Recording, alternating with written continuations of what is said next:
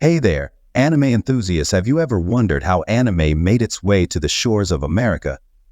Well, today, we're diving deep into the captivating history of the first anime to ever hit the American screens.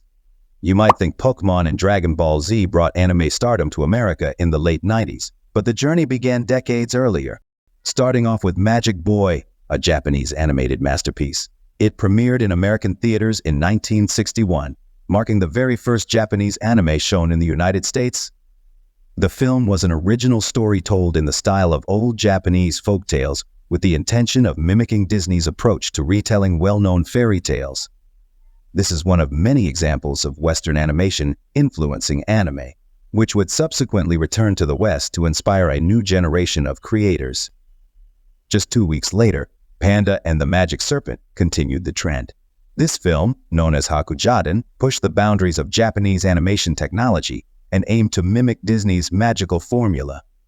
Released in July 1961, a little more than 2 weeks after Magicboy, this retelling of a famous Chinese folktale was a notable feat of Japanese animation. It pushed the limits of Japan's current animation technology while also serving as one of the earliest anime exports to America. Known in Japan as Hakujaden, Legend of the White Serpent, the film was legendary animation studio Toei Animation's very first, and much like Magicboy, it aimed to take the successful Disney formula of combining cute animals, fun songs, and a classic tale into a movie that could be enjoyed by people of all ages. Meet Gigantor, the earliest giant anime robot. It landed on American screens in 1964, bringing mechanized action to viewers, way before Gundam made its debut.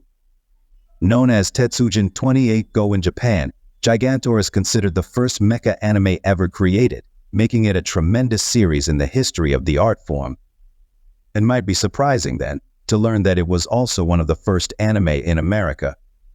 Meaning the US has had giant animated robot battles flashing on their television screens for just about as long as Japan. Of course, the robot hero in this earliest of all mecha shows was quite a bit different from the Gundam mechas that would come to define the genre years later. Still, for a 1964 black and white Saturday morning cartoon, it offered a reasonable facsimile of the supersized, mechanized action and adventure. Meet Marine Boy, a young hero with underwater gadgets and martial arts skills. It's like Batman of the sea. His adventures are a hidden gem of aquatic action tales. Marine Boy, the second color anime to hit American TV screens, may draw a lot of comparisons to Aquaman. But its eponymous protagonist is actually a lot closer to a Bruce Wayne with scuba training. Rather than being imbued with mystical ocean powers, Marine Boy is blessed with all kinds of incredible underwater equipment gifted to him by his father for the purpose of helping him protect the world's oceans. As a member of the Ocean Patrol, Marine Boy isn't just a privileged kid with a bevy of awesome gadgets, though. He's also super sharp, a gifted athlete, and an experienced martial artist.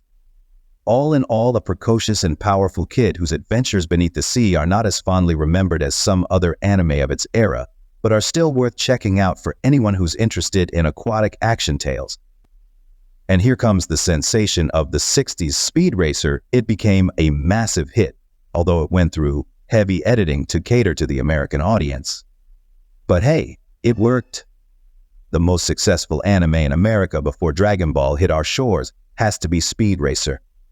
This high-octane racing adventure was perhaps better suited to an American audience in 1967 than any of the other anime fare available at the time. But that didn't save the show from being heavily edited and rearranged to appeal more to an American palate. This contributed to a trend that took many years to be curbed by mass outcry from fans who preferred to enjoy their anime as intended by the original creators. Speed Racer became a big hit in America, heavy edits and all, leading the show to become a notable part of American pop culture in its own right. The franchise has given birth to American Speed Racer comics, multiple American TV series, an animated movie, and a live-action feature film by the Wachowskis. There's even a live-action show produced from J.J. Abrams currently in development for Apple TV. Finally, in 1978, Star Blazers sailed into American hearts, introducing a more dramatic and mature flavor to anime, setting the stage for modern anime storytelling. The show was fairly groundbreaking, and it has since led to various new series, movies, spin-offs, and more. So, there you have it, the fascinating journey of how the first anime conquered America, paving the way for the incredible anime world we know and love today. Don't forget to hit that subscribe button and stay tuned for more exciting anime history right here on our channel. Until next time, stay animated.